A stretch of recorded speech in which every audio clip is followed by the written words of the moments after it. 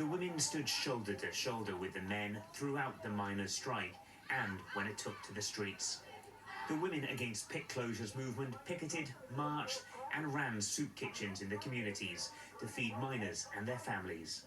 The resilience and defiance shown was best depicted in this image, which was created for the movement in Wales. The Welsh lady with a clenched fist became iconic.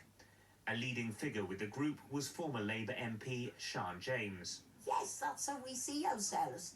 We're women who are fighting for our communities. There are images of the Rebecca rioters, in the Welsh costume with, brandishing their fists. And that's how we wanted to be depicted. The banner was used in every conference and in every demonstration where the women went.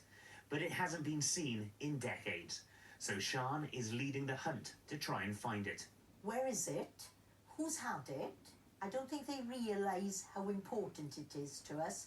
It's a defiant image and it's lasted long in people's memories, hasn't it, Sian? Definitely. You imagine what it meant to women at that time. And people would often come up to us on rallies and say, "Oh, your banner is the best. It's so colourful. It depicts such a strong, such a national identity."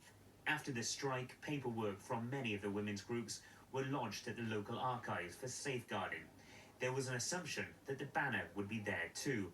Until they explain, we'll know that they don't have the resources or the ability to store big banners. 10 foot by 5 foot deep is pretty substantial. In my opinion, I think somebody's got it on top of the wardrobe or under a bed, knows that it's precious for some whatever reason, but doesn't really understand that it's important to a lot more people. If the banner does turn up, the South Wales members of the Women Against Pit Closures movement will march proudly behind it once more to mark the 40th anniversary next year in Durham.